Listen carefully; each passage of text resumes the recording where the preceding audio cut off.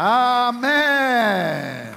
Une très bonne acclamation pour celui qui est Seigneur. Il est Seigneur. Il est Seigneur. Alléluia. Alléluia. La joie du Seigneur, c'est notre force. Amen. Dieu est bon en tout temps.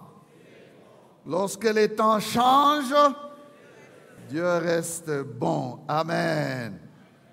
Gloire à son nom. Psaume 65, verset 5. Nous pouvons proclamer ce psaume ensemble. On y va. Heureux celui que tu choisis et que tu admets en ta présence, pour qu'il habite dans tes parvis. Nous nous rassasierons du bonheur de ta maison, de la sainteté de ton temple. Amen. Bon appétit. Béni soit Dieu qui nous donne ce second service et qui nous parle par sa parole. Nous sommes en train de parler de dans sa présence 2, DSP 2, et nous disons dans sa présence, on l'adore. Amen. Dans sa présence, on l'adore. On l'adore. On l'adore. Nous parlons donc ce matin de l'adoration. L'adoration est une des choses, bien-aimées, auxquelles Dieu tient. Ou à laquelle, la chose là, Dieu tient à elle. L'adoration.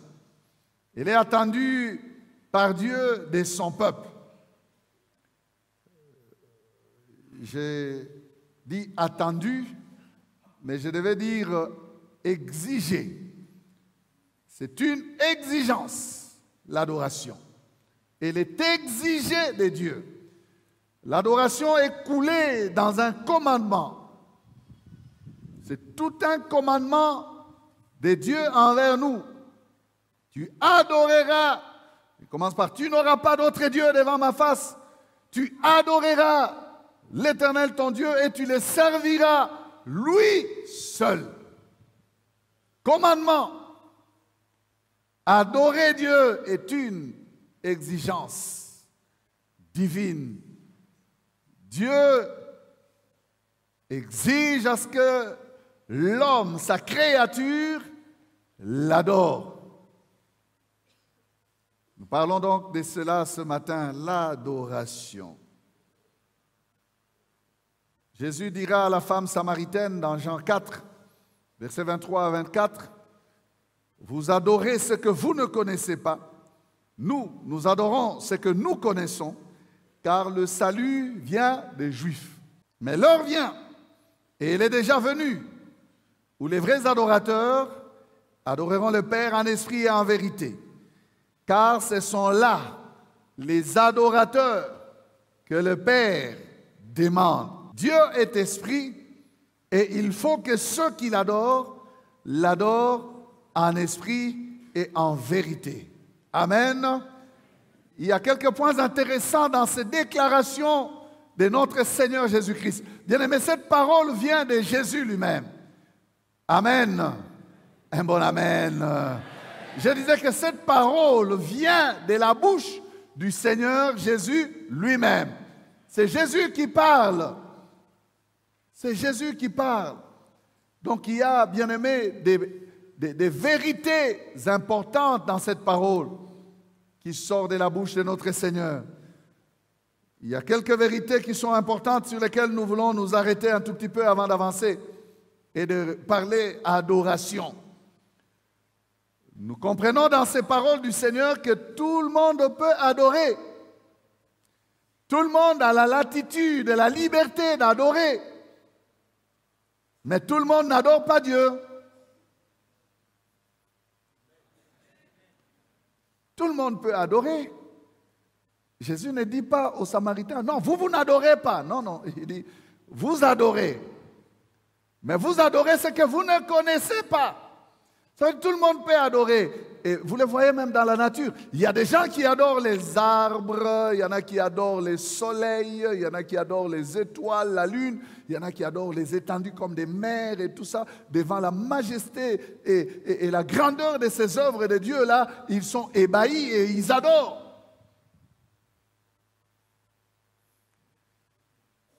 Tout le monde peut adorer. Mais Jésus est en train de nous dire, en disant aux Samaritains, vous adorez ce que vous ne connaissez pas. Ça veut dire que vous adorez faux. Donc il y a ceux qui adorent faux, qui n'adorent pas correctement. Vous adorez, mais vous adorez faux. Frère, je ne sais pas si vous adorez faux, mais qu'il plaise au Seigneur ce matin que vous compreniez que vous ne devez pas adorer faux. Une autre vérité, c'est quoi? Adorer les idoles, adorer les faux dieux, adorer la nature. C'est vrai, ça peut faire de quelqu'un un adorateur, mais c'est un faux adorateur. C'est ici où Jésus introduit la notion des vrais adorateurs. Pourquoi Jésus va dire les vrais adorateurs? Vous voyez, c'est une preuve qu'il y a des faux adorateurs. Est-ce qu'on est ensemble? Jésus parle des vrais adorateurs. Ça veut dire qu'il y a des faux adorateurs. Il y a des gens qui sont dans la présence de Dieu, mais qui n'accèdent pas à la présence de Dieu parce que leur adoration est fausse. Et eux-mêmes sont des faux adorateurs. Je venais de dire qu'il plaise au Seigneur que nous puissions comprendre et passer du camp des faux à celui des vrais adorateurs. Amen. Passer du camp des faux à celui des vrais adorateurs. Jésus dit une autre vérité, il dit Dieu cherche des vrais adorateurs. Des vrais adorateurs. Si Dieu cherche, c'est que Dieu trouve. Parce que Dieu est tout puissant. Dieu ne peut pas se mettre à chercher sans trouver. Amen. Quand on dit ce sont là les adorateurs que le Père demande, on veut nous dire quoi? On ne veut pas nous dire que Dieu est en train de demander, il attend à ce qu'il ait la réponse. Dieu sait qu'il aura la réponse. Ce sont là les adorateurs que Dieu attend. Ce sont là les adorateurs que Dieu préfère. Ce sont là les adorateurs que Dieu accepte. Ce sont là les adorateurs que Dieu agrée. Si quelqu'un s'aligne dans ce que Dieu attend, il remplit les critères, donc il devient un vrai adorateur. Ce sont là les adorateurs. Vous voyez comment Jésus parle?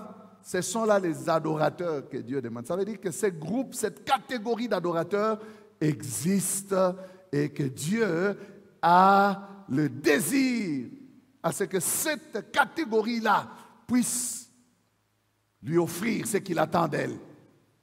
Amen. Une autre vérité qui est dans cette parole de Jésus à la femme samaritaine, les Juifs, comparativement aux Samaritains, adoraient vrai. Et c'est Jésus qui établit cette vérité. Il dit, nous adorons ce que nous connaissons. Vous adorez ce que vous ne connaissez pas. Vous adorez ce que vous ne connaissez pas, vous adorez faux. Nous qui adorons ce que nous connaissons, nous adorons vrai. Oh, pourquoi tu es comme ça? Nous qui adorons celui que nous connaissons, nous adorons vrai. Et c'est là que Jésus introduit la notion du salut. Il dit, car le salut vient des Juifs. Vous voyez, les Juifs adorent celui qu'ils connaissent parce que le salut vient des Juifs. Ça veut dire qu'il y a une notion du salut dans l'adoration. Pour être un vrai adorateur, il faut être un racheté. Il faut être sauvé. Il faut être enfant de Dieu. Il faut connaître le vrai Dieu. Si tu ne le connais pas, tu es un faux adorateur. Même si tu lèves les mains, même si tu te mets à genoux, même si tu te prosternes, tu es un faux. Ne sois pas un faux, deviens un vrai. Amen. Il dit, nous adorons celui que nous connaissons. Et il donne l'argument. Pourquoi? Parce que le salut vient des Juifs. Nous sommes dans les bons. Vous êtes à côté. Les Samaritains, c'était un mélange des races. Entre les Juifs Et les gens qui avaient été déportés par les Babyloniens à l'époque de la déportation, quand Israël est amené en captivité, Samarie est restée vide. On a amené des étrangers qui sont venus se mélanger aux autochtones de la Samarie. Ils ont mis au monde des enfants et leur adoration a été mélangée avec de l'adoration idolâtre. C'est ce qui faisait que les Samaritains soient en abomination aux Juifs et les Juifs soient en abomination aux Samaritains. Les Samaritains, malgré qu'ils adoraient, ils n'étaient pas en relation avec les Juifs. Vous comprenez? Alors qu'ils font partie d'Israël. Samarie, c'est la capitale d'Israël du Nord.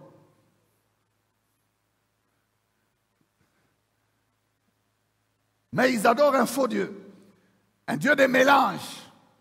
Et il y a des gens comme ça de nos jours, qui sont dans des mélanges impossibles. Ils appellent ça prier, ils appellent ça Dieu, ils appellent ça religion. Sortez de cette équipe-là des faux adorateurs. Entrez dans l'équipe des vrais adorateurs. Alléluia. Jésus dit, le salut vient des Juifs. C'est une notion importante et une vérité importante. L'adoration véritable découle d'un cœur racheté. Elle est faite par un cœur sauvé, racheté. Elle est une conséquence de la présence de Christ dans cette vie-là, dans ces cœurs-là. Le salut vient des Juifs veut dire aussi que c'est par les Juifs que le vrai Dieu s'est révélé au monde.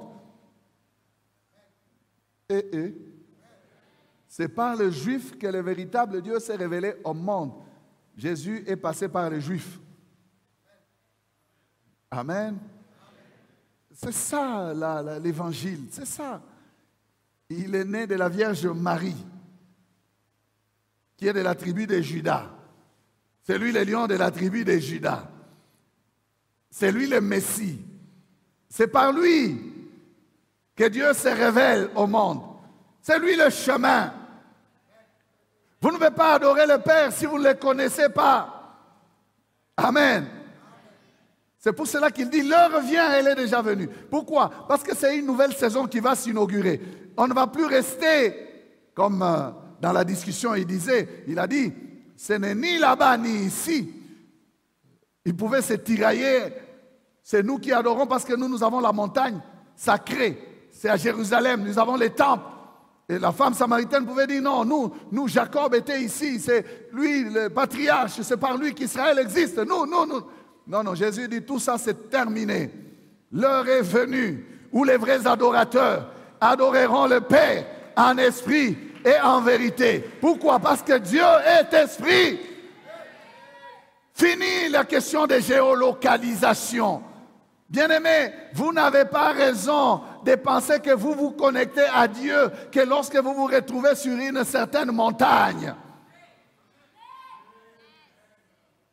Dieu est esprit. Il faut que ceux qui l'adorent, l'adorent en esprit. Ça veut dire que vous n'avez pas besoin d'un endroit spécifique. Vous n'avez pas besoin de vous retrouver à la... Parce qu'il est dit que pour être un vrai, il faut au moins une fois de sa vie arriver à la... Non, je ne donne pas le nom. Alors il y en a qui pensent que la géolocalisation doit fonctionner. Il faut se tourner vers la direction de la...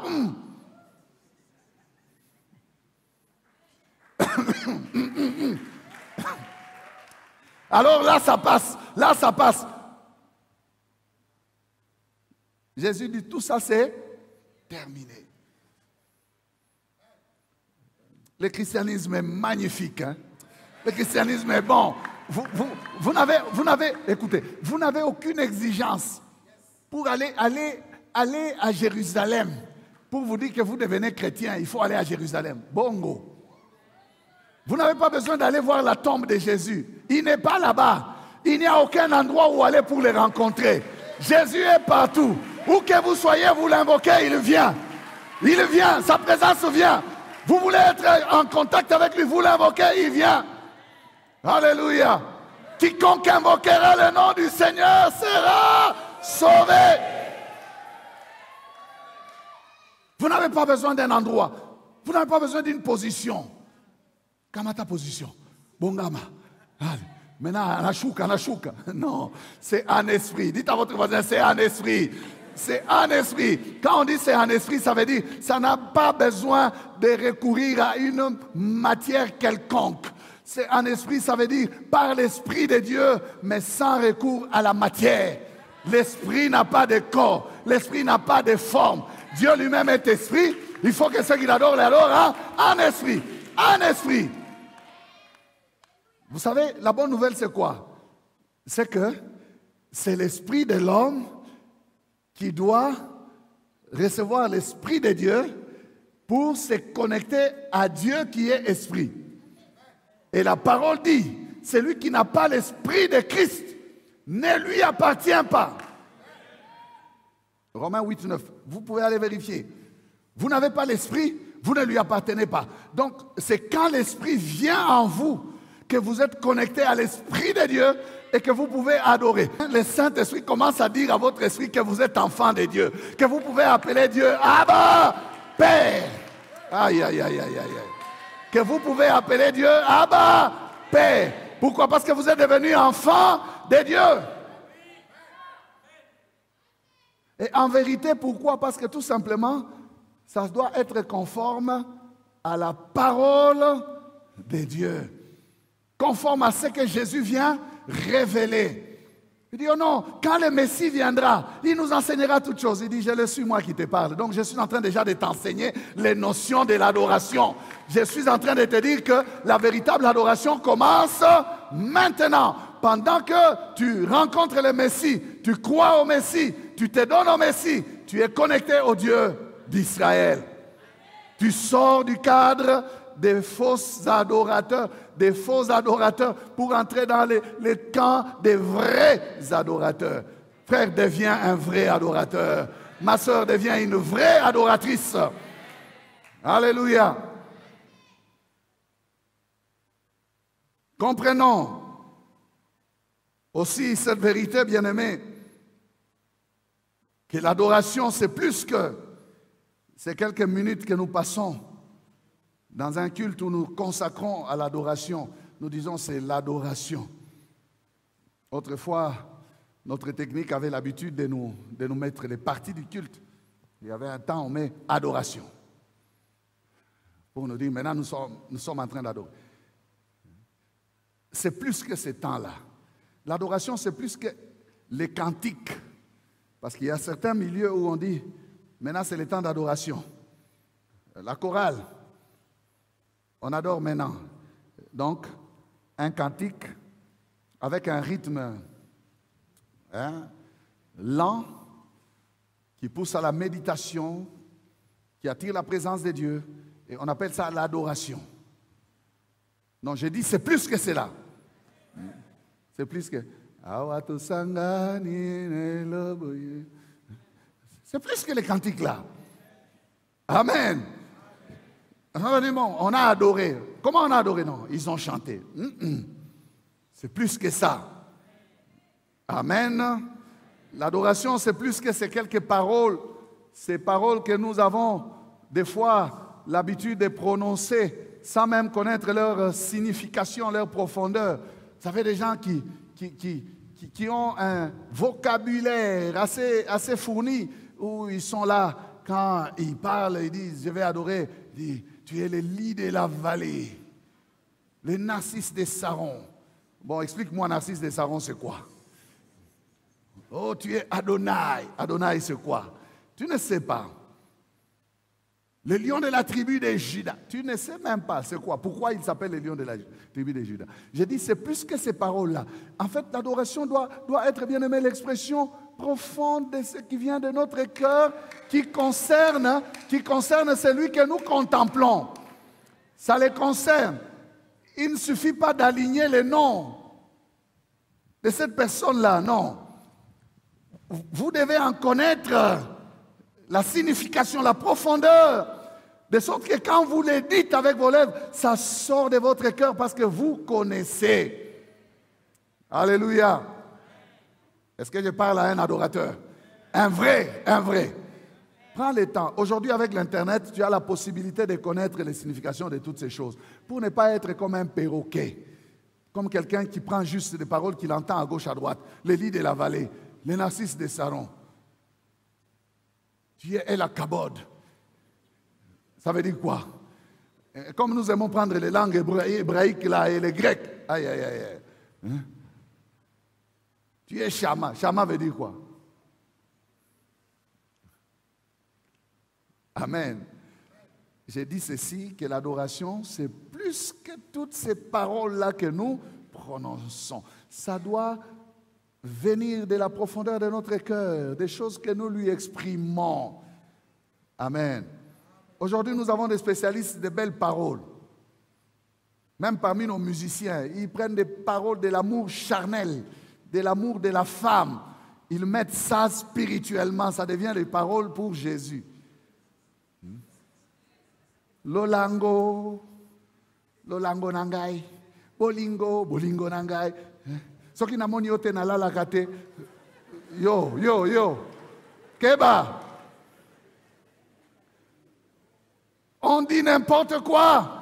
Des paroles qui pouvaient être destinées à une personne, on les met, on ajoute au nom de Jésus et puis on dit à Jésus, on croit qu'on nous exprime vraiment notre amour. Faites attention, il y a de la chair dans certaines paroles. Est-ce que je parle à quelqu'un? Il y a de la chair dans certaines paroles. Ce n'est pas parce que vous dites Lolango nanga Yesu. Lolango. Ce n'est pas ce qu'on fait dans la présence de Dieu qui fait de nous adorateurs. Mais c'est ce qu'on est dans la présence de Dieu. C'est qu'on est dans la présence. Qui es-tu pour te tenir là? Es-tu fils de Dieu? Es-tu fille de Dieu? C'est ça qui va donner la valeur à ce que tu vas faire jaillir de ton cœur. Amen. Ce n'est pas l'ensemble des choses. Regardez, quelqu'un peut ne pas dire quelque chose au Seigneur, mais il est en train de l'adorer dans une attitude de contemplation. Est-ce que je me fais comprendre? Parce que adorer Dieu, c'est faire de Dieu le centre de toute son attention. Des fois sans rien lui dire. C'est remplir de sa présence. Donc il ne faut pas être pressé à commencer à combler ce temps-là avec juste des paroles seulement. Le cœur n'y est pas. Et puis quand on a fini ça, vous savez que des fois nous sommes des personnes qui accomplissons juste des devoirs. Juste des devoirs. Tellement que j'ai beaucoup parlé, je me dis oui, j'ai comblé mon temps. J'ai fait combien de temps? Oh, regarde-le, 50 minutes, waouh! Le temps est vite passé, j'ai vraiment adoré le Seigneur. Pendant 50 minutes, mais tu as beaucoup parlé. Tout simplement, et tu ne l'as pas contemplé. Tu ne t'es pas approché de lui pour regarder l'éclat de sa beauté. Est-ce que je parle à quelqu'un? Du reste, laissez-moi vous dire que Dieu ne cherche pas l'adoration, même s'il l'exige de nous. Dieu cherche des adorateurs. Il prend d'abord des personnes pour recevoir ce que ces personnes vont lui offrir. Amen. Donc s'il ne trouve pas la personne, il n'aura rien de la personne. Il cherche des vrais adorateurs. Ce sont ceux-là qui peuvent l'adorer en esprit et en vérité. Ils auront un contenu en eux. Amen. La première fois que le mot adorer nous est donné dans la parole de Dieu, c'est dans l'histoire d'Isaac, le sacrifice d'Isaac.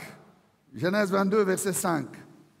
Et Abraham dit à ses serviteurs, « Restez ici avec l'âne. Moi et le jeune homme, nous irons jusque-là pour adorer. Et nous reviendrons auprès de vous. » La première mention dans les Écritures, c'est dans Genèse 22, verset 5, où nous trouvons le mot « adorer ». Le mot hébraïque ou hébreu qui nous donne « adorer », c'est un mot qui nous parle de la soumission. C'est un mot qui nous parle de la soumission. Et c'est ça qui a conduit, bien-aimés, à se prosterner. L'attitude de se prosterner découle donc de la signification de ces mots-là. Adorer, c'est se soumettre à Dieu. Donc quand Abraham dit « nous irons adorer », il est en train de dire « nous irons accomplir les exigences de Dieu, nous irons faire ce que Dieu nous demande, en l'occurrence les sacrifices de mon fils Isaac, et regardez la foi d'Abraham, quand il dit nous irons adorer et nous reviendrons auprès de vous. Abraham croit qu'il reviendra avec Isaac. Il ne sait pas ce qui va se passer, mais il sait au moins qu'il va offrir Isaac. Et le fait d'offrir Isaac, c'est ça la soumission à la volonté de Dieu pour lui. Il dit, nous irons adorer, nous irons servir, nous irons nous mettre dans ce que Dieu attend de nous. Nous irons faire cela. Donc ici, bien-aimé, je suis en train de dire que dès que le mot adorer a été mentionné, il est étroitement attaché au sacrifice. Amen. Attaché au sacrifice. C'est très important de comprendre cela, parce que c'est ce que nous vivons même aujourd'hui.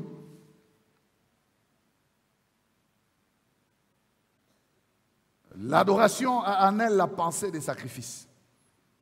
Et si dans les cultes de l'Ancien Testament, c'était des sacrifices des animaux, notre culte à nous dans le Nouveau Testament n'exige plus les sacrifices des animaux.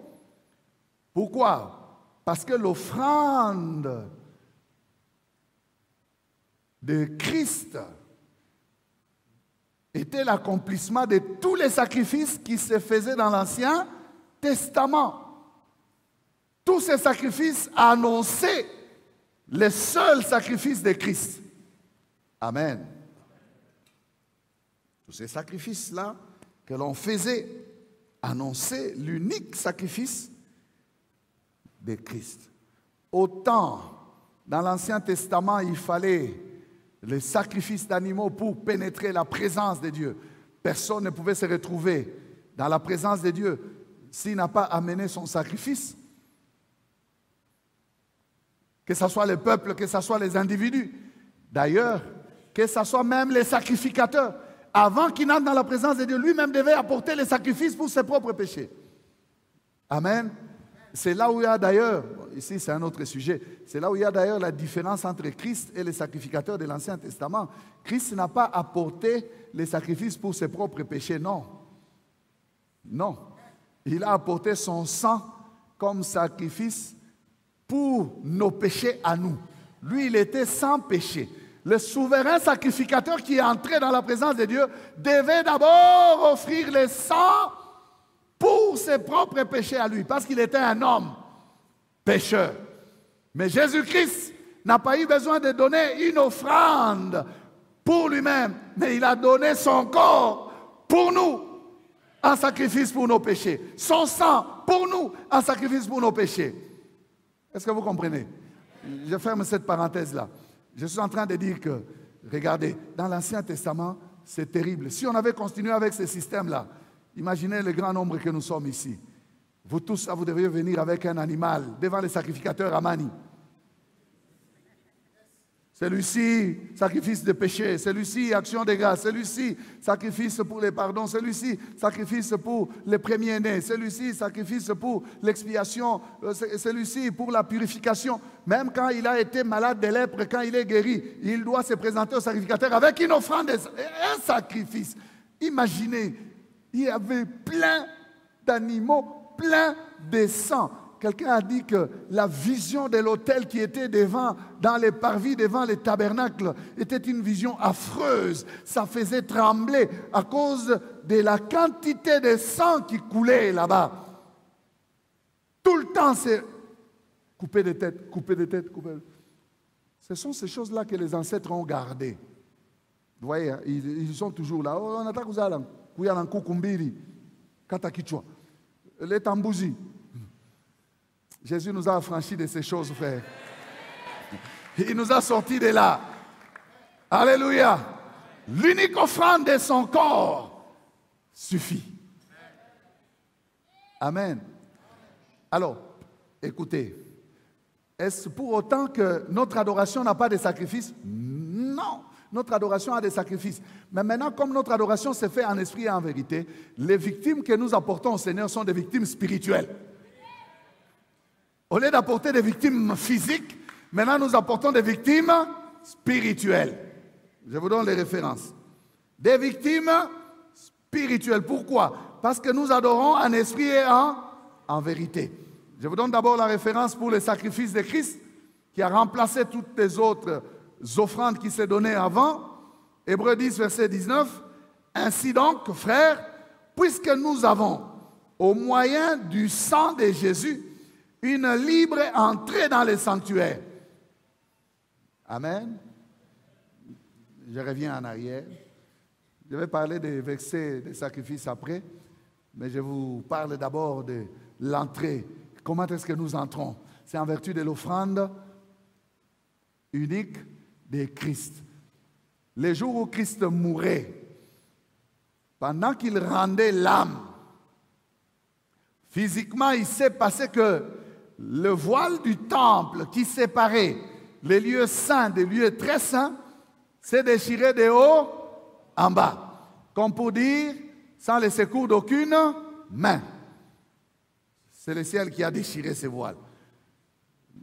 La déchirure qui s'est faite là, c'était l'ouverture du passage. Parce que, en fait, la réalité c'est quoi? C'est que lorsque Christ entrait dans la présence de Dieu, son corps déchiré nous ouvrait la porte d'accès aussi du ciel. De sorte que tous ceux qui passeront désormais par Jésus entreront directement dans la présence de Dieu. Donc les voiles qui étaient déchirés, ce n'était pas un voile habit, vêtement, c'était les voiles de sa chair. Juste le verset suivant là. Juste le verset suivant. Il n'y a pas d'écran ici, mais là-bas il y a, à la télé, le verset qui suit là, vous voyez ça.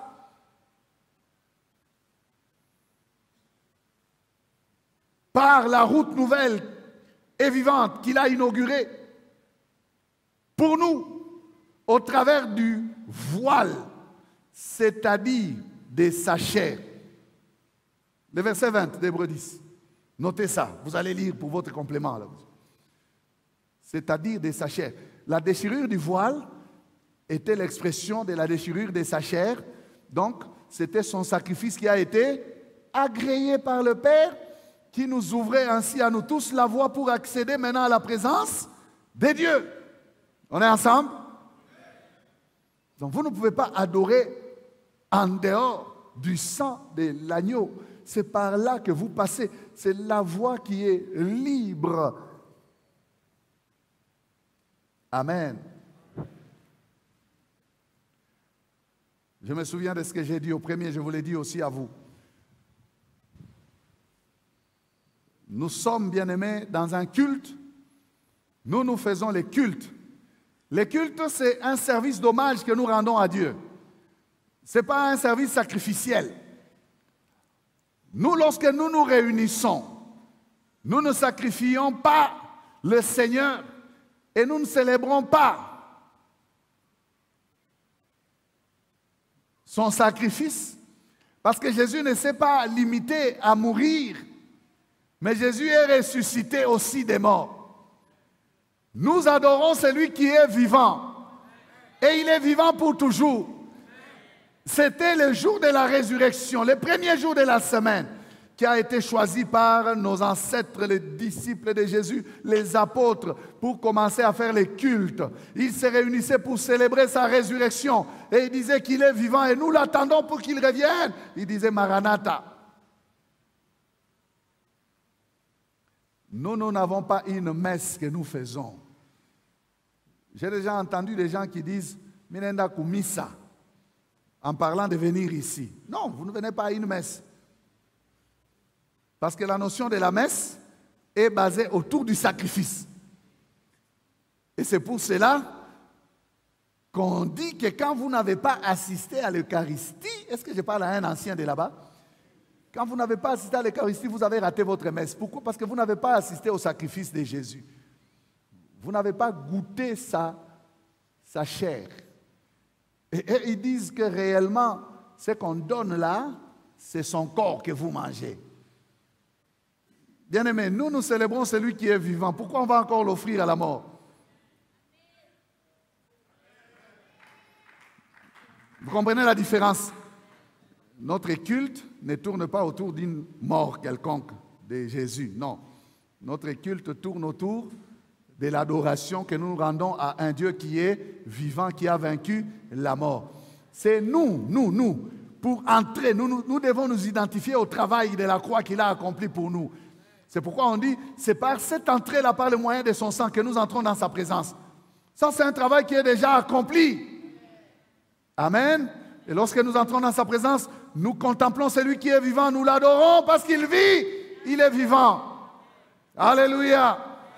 Et il criait, il est vivant.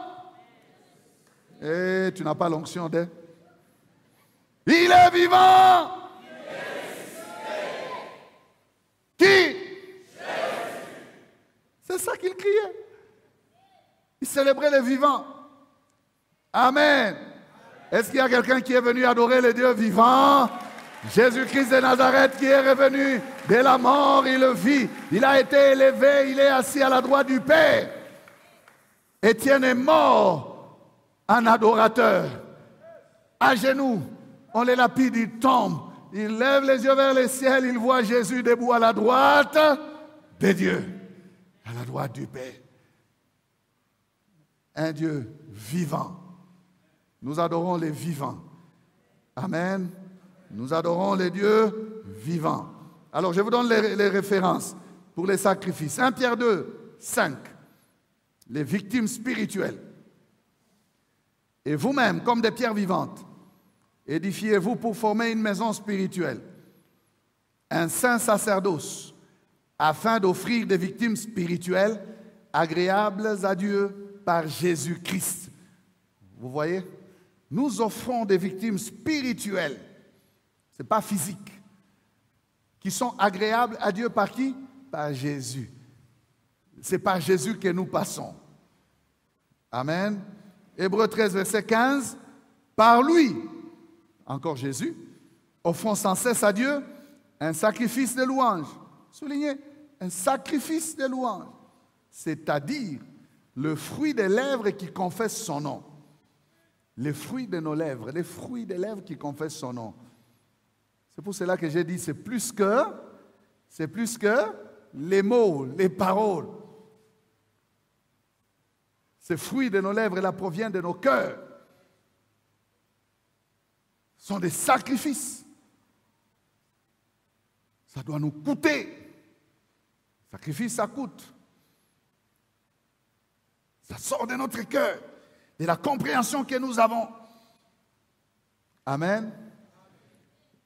Et lorsque Jésus s'offrait à la croix et qu'il ouvrait ainsi cette route nouvelle, vous savez ce qu'il a fait?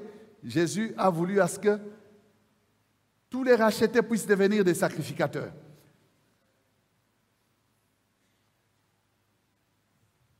J'ai aimé ce que le pasteur Paradis a déclaré de David ici. Vous savez, David, il a écrit beaucoup de psaumes avec son cœur assoiffé d'adorateurs, mais David enviait la position du souverain sacrificateur. Parce que quoi qu'il était roi, David ne s'est limité que dans les parvis. Il n'avait pas la possibilité d'entrer dans les lieux saints. Parce que ne pouvaient entrer dans les lieux saints que les sacrificateurs, fils d'Aaron. Et les sacrificateurs qui entraient dans les lieux saints ne pouvaient pas entrer dans les lieux très saints. Ne pouvaient entrer dans les lieux très saints que le souverain sacrificateur. Et il n'entrait là qu'une seule fois l'année. Bien-aimés, regardez les restrictions. Alors quand David soupire, comme une biche soupire, pour entrer dans la présence de Dieu, pour voir, il dit, quand irai-je et paraîtrai-je devant la face de mon Dieu? C'est comme si on pouvait lui répondre à son époque, jamais David, tu n'entreras pour te tenir devant la face de Dieu, jamais. Tu n'es pas souverain sacrificateur. Et un roi, malgré qu'il est roi, s'il ose forcer l'accès, Dieu va les frapper, il va mourir. Il y a l'exemple d'Ozias. Il a pris l'encens, il a voulu offrir. Les sacrificateurs se sont opposés à lui, il s'est fâché, il a fermé son visage, 111. Dieu l'a regardé, il a frappé sur 111 là, la lèpre a commencé là. Bah! Et il fallait les sortir de la présence de Dieu, parce qu'un lépreux est banni de la présence de Dieu. On l'a banni jusqu'à sa mort, il ne voyait plus les autres. C'est son fils qui a pris sa place. Vous comprenez les restrictions de l'ancienne alliance. Donc David dit, mon âme soupire. Il envie ceux qui entrent là. Et regardez, et ceux qui entraient aussi dans les lieux saints, ce n'est pas tous les sacrificateurs qui entraient, parce qu'ils étaient nombreux. Il y avait plusieurs sacrificateurs et il n'y avait qu'un seul souverain sacrificateur. Maintenant, puisque vous êtes nombreux, comment est-ce que vous allez entrer tous? Il fallait tirer au sort, choisir qui va entrer là-bas, pour aller arranger les lumières, changer les pains des propositions, tout ça. Ces services-là se faisaient par tirage au sort. C'est comme ça que quand vous lisez l'histoire du papa de Jean-Baptiste, Zacharie, c'était son tour. Il avait été tiré au sort. Quand il était dans les lieux saints, l'ange l'a rencontré là-bas. Ce n'est pas tout le monde qui entrait là. Quand vous y entrez aujourd'hui, si vous êtes à 2000 sacrificateurs, la prochaine fois que vous allez entrer, c'est 4 ans après ou 6 ans après. On est ensemble? Imaginez ça. Alors David voulait même avancer un tout petit peu. Il voulait même devenir souverain pour entrer plus près. Alors moi j'ai dit à David, David, nous te dépassons. David, nous avons les privilèges. David, nous avons l'avantage. Parce que la voie est libre. Nous, maintenant, il n'y a pas de restrictions. Nous y entrons. Oh, je croyais que je parlais à quelqu'un. Nous entrons dans la présence de Dieu. Nous entrons. Ne reste pas là. Ne cherche pas un soi-disant saint à envoyer. Oh, Santo Ignace. Mon Santo Ignace, viens m'aider à entrer. Non, Nibongo. Toi-même, tu peux avancer, tu peux entrer. Toi-même, tu peux avancer, tu peux entrer. L'invitation t'est lancée. Il dit, approchez-vous du trône de la grâce avec assurance. Approchez-vous, frère. La voie est libre. Pourquoi tu cherches à envoyer l'autre? Même si tu souffres de culpabilité, tu as au moyen du sang. Vous voyez comment Dieu est sage? Au moyen du sang de Jésus, une libre entrée. Et son sang nous purifie de toute iniquité. Son sang nous lave. Passe par le sang. Mets-toi en ordre avec le Seigneur et tu te tiendras debout devant lui. Tu vas lui parler. Papa, je suis devant toi. Tu connais. Je t'adore, tu connais. Toi, tu continues à envoyer quelqu'un d'autre. Priez pour nous, pauvres pécheurs. Tu resteras toujours pauvre pécheur. Et c'est qui les riches pécheurs? C'est qui les riches pécheurs? Les riches pécheurs, il est où? Pauvre pécheur. Approche-toi, le sang est là pour toi. Le sang est là pour toi. Passe par le moyen du sang, tu vas te tenir. Il n'y a donc plus de condamnation pour ceux qui sont en Jésus. Tes péchés ont été effacés, lavés par le sang de l'agneau. Quand tu te présentes, tu lèves les mains, sanctifié. Tu as une conscience pure, une conscience propre. Tu peux les contempler. Tu peux l'adorer. Tu peux l'adorer. Amen. Les versets qui appuient, c'est ce que je viens de dire. Apocalypse 1, 5 à 6. De la part de Jésus-Christ, le témoin fidèle, le premier-né des morts, et le prince des rois de la terre, à celui qui nous aime et qui nous a délivrés de nos péchés par son sang, et qui a fait de nous un royaume, des sacrificateurs pour Dieu son Père. À lui soit la gloire et la puissance au siècle des siècles. Amen. Versets 9 à 10. Et il chantait un cantique nouveau en disant, tu es digne de prendre les livres et d'en ouvrir le sceau, car tu as été immolé et tu as racheté pour Dieu par ton sang des hommes de toutes tribus, de toutes langues, de tout peuple et de toute nation. Et tu as fait d'eux un royaume et des sacrificateurs pour notre Dieu. Et ils régneront sur la terre. Amen, amen. Dieu ne fait exception des personnes. Toutes les races, il rachète des gens de ces races. Toutes les langues, il rachète des gens de ces langues. Toutes les tribus, il rachète des gens de ces tribus. Toutes les nations, il rachète des gens de toutes les nations. Dieu ne fait exception des personnes. Dieu n'utilise pas les favoritismes, bien-aimés. Dieu n'a pas besoin de faire de choix de ces genres-là. Tout homme, de quelque race qu'il soit, peut devenir un adorateur véritable, un vrai adorateur. Où est le sujet de chercher un Dieu des Noirs? Dieu n'a pas de race, Dieu n'a pas de couleur, Dieu est esprit. Amen. Les hommes de toute langue, de toute tribu, de toute race, de toutes les nations peuvent devenir des vrais adorateurs. Il en a fait de quoi? Des sacrificateurs. Alléluia. Ça, c'est une bonne nouvelle pour nous. Surtout nous, Africains, nous, Noirs, là. On nous dit, non, on nous a imposé un Dieu de la colonisation. Alors, ils ont déplacé nos dieux. Ils ont pris nos dieux. Non, non, nous étions des adorateurs des idoles, des faux dieux. Maintenant, nous avons la révélation du vrai Dieu, car le salut vient des Juifs. C'est Jésus qui révèle le Père. Oh. Mais si vous n'acceptez pas, organisez seulement un combat entre les dieux des ancêtres et les dieux véritables d'Israël, un match comme celui des Baal et les... Vous verrez, Jésus-Christ a mis KO les dieux de nos ancêtres là. Il les a mis KO. Au nom de Jésus, ils tombent là.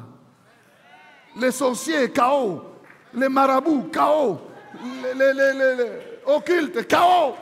Oh, Dieu des Noirs, Dieu des Noirs. Hein? On l'appelle encore comment? BDK. Bundu di Congo. Bundu di Congo. KO. Dagon, KO. Les dieux des idoles là, KO. Le seul nom, le nom de Jésus. Oh. Bien-aimés, ce ne sont pas des théories. Organisez la confrontation. Je vous lance le défi, organisez la confrontation. Amenez les dieux des idoles là, amenez-les, mettez-les face à Jésus, vous allez voir qui va gagner. Alléluia! Est-ce que je parle à quelqu'un? Le vrai Dieu s'est révélé par Jésus. Ce n'est pas une affaire de colonisation, non. C'est une promesse qui s'est accomplie. Il a dit, vous serez mes témoins jusqu'aux extrémités de la terre. Si la politique a utilisé ça, ça ne signifie pas que la vérité n'est plus là-dedans. Parce que les politiciens, ils sont intelligents. Ils utilisent toujours des stratégies pour atteindre leurs objectifs. Mais cela ne fait pas que la promesse de Dieu ne soit pas vraie. La promesse de Dieu reste vraie. L'évangile devait arriver à la fin du monde, aux extrémités là. Amen. On avance. Adorer. Dieu a trouvé parmi toutes les races, toutes les nations, un peuple qu'il appelle un royaume des sacrificateurs. Ce sont ceux-là qui lui offrent ses victimes spirituelles désormais. Ils ne sont pas obligés d'être juifs. Non, il a brisé les frontières. Il est venu jusqu'aux nations. Et nous sommes heureux, nous, qu'il choisit, qu'il admet en sa présence. Nous sommes heureux. Quel avantage! Alors, adorer Dieu, c'est faire de Dieu l'objet de notre attention première. Adorer Dieu, c'est les contempler. Les voir lui d'abord et oublier le reste. Adorer Dieu, c'est lui offrir le parfum de nos cœurs, livré totalement à lui. Adorer Dieu, c'est lui dire ce qu'il est réellement. Adorer Dieu, ce n'est pas demander. Non, non, c'est adorer. C'est faire de Dieu le centre de notre préoccupation. Quand on adore Dieu, c'est Dieu qui est au centre. Quand on dit adorons le Seigneur, il ne faut pas commencer à dire Seigneur, hier je n'ai pas mangé, je n'ai pas d'argent, Seigneur. Seigneur, donne-moi, aide-moi, donne-moi l'intelligence. Seigneur, donne-moi la sagesse. Non, non, là tu n'adores pas, tu parles d'autre chose. Adorer Dieu, c'est s'occuper d'abord de Dieu. D'abord Dieu. Est-ce que je parle à quelqu'un? Adorer Dieu, c'est s'occuper d'abord de Dieu. C'est se focaliser sur Dieu. Oublie toutes les autres choses. Laisse tomber ça et contemple Dieu. Adorer Dieu, c'est aussi se prosterner devant sa face. Comme je l'ai dit au début, en signe de soumission et d'obéissance à sa volonté. C'est ça, adorer Dieu. C'est prosterner. Ça là, c'est réservé à Dieu seul. Amen. Jeune homme, fais attention. Il ne faut pas aller faire ça. Oh, Annie, Annie. Veux-tu m'épouser? Non, non.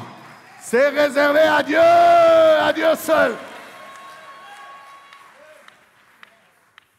Les gestes ont des significations.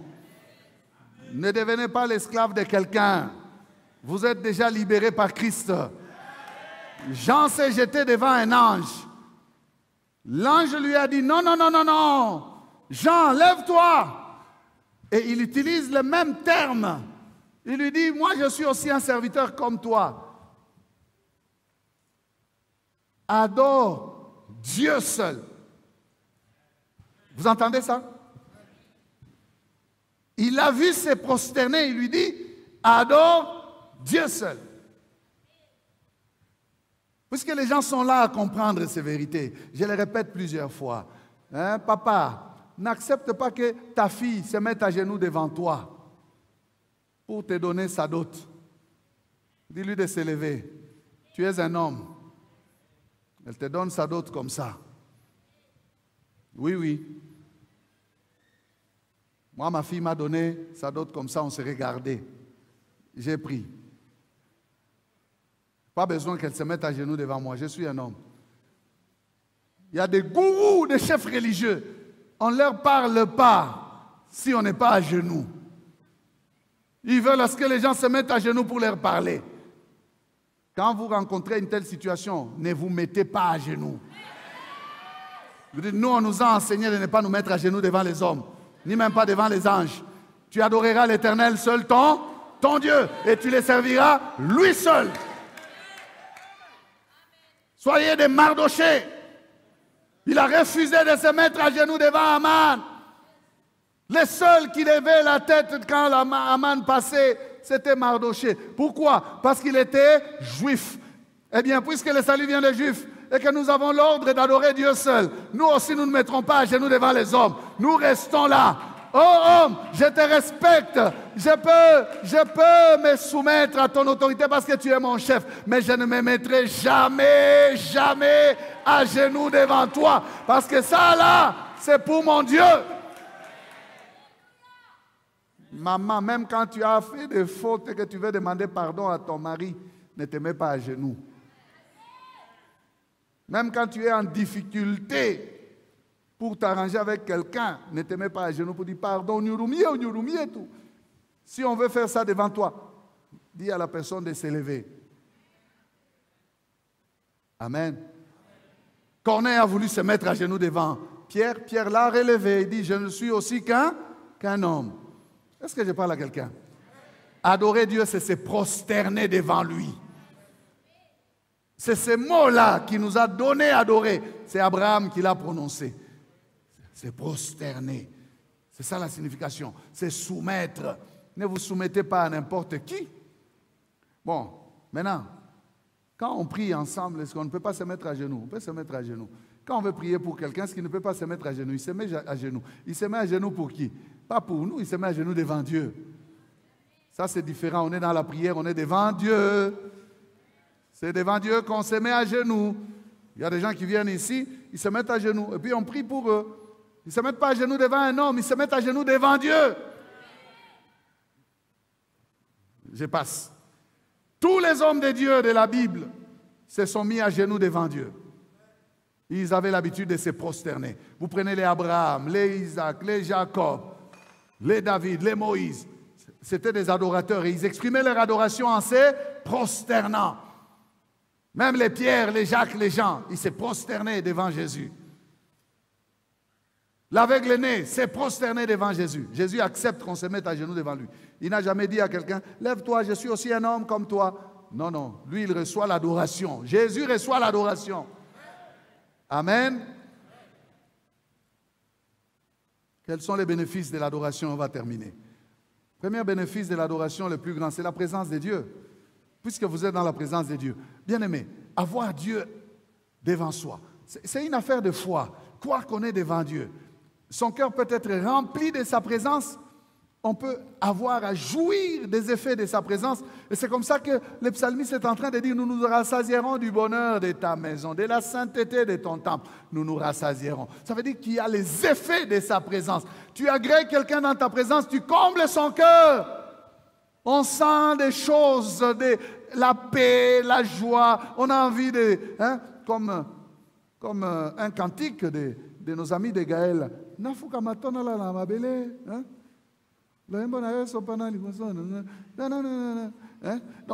se demande, qu'est-ce que je peux faire pour... On ressent un bien. Parce qu'on est dans la présence de Dieu. On sent... Ça vous arrive? On ne peut pas entrer dans la présence de Dieu et y sortir tel qu'on est entré. On fait, comment on dit? On fait les charismes, les quinois. On fait les charismes. On est là indifférent. On est dans la présence de Dieu, on est là, avec son charisme. Est-ce que vous sentez quelque chose quand vous êtes dans sa présence? Il y a quelque chose qui se passe. Amen. À part ça, notre Dieu qui est souverain, pendant qu'il est présent, il peut consoler les cœurs. Il peut verser sa paix, sa grâce. Il peut guérir les maladies. Il peut faire des choses. Et ça, c'est intéressant. Quand ça se passe directement dans la présence de Dieu, c'est sans le secours d'aucune main. Dieu est à l'œuvre dans sa présence. Lui-même, il touche celui qu'il veut toucher. Amen. Et c'est intéressant. C'est intéressant. Tout ça, ça peut être activé par la foi. Donc, lorsque vous avez la soif de Dieu, que vous êtes dans sa présence, vous pouvez expérimenter quelque chose de nouveau parce que vous vous attendez à quelque chose de la part de Dieu. Amen. Et un autre effet que nous n'avons que dans l'adoration. Regardez, nous n'avons pas ça dans les prières de demande. Nous n'avons pas ça dans l'intercession. Nous n'avons pas ça. C'est quand nous les contemplons. 2 Corinthiens 3, 18. Tous ceux qui, le visage découvert, les regardent, les contemplent comme dans un miroir. Ils contemplent la gloire du Seigneur. Il est dit, nous sommes transformés à la même image de gloire en gloire comme par le Seigneur l'Esprit. La transformation, les reflets de sa personne sur notre personne. Il y a toujours un travail qui se fait dans l'adoration. Et ça, ce n'est que l'adoration qui peut faire ça. Soyez adorateurs. Vous pouvez vivre les effets de sa présence. Que Dieu vous bénisse.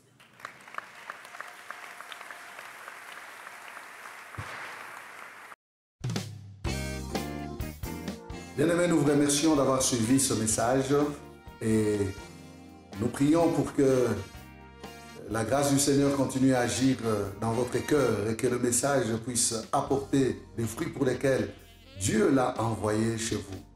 Nous voulons juste vous encourager à vous qui n'avez pas encore donné votre vie à Christ, à faire cette prière avec nous maintenant et à faire cette prière avec un cœur ouvert et une décision venant de votre cœur.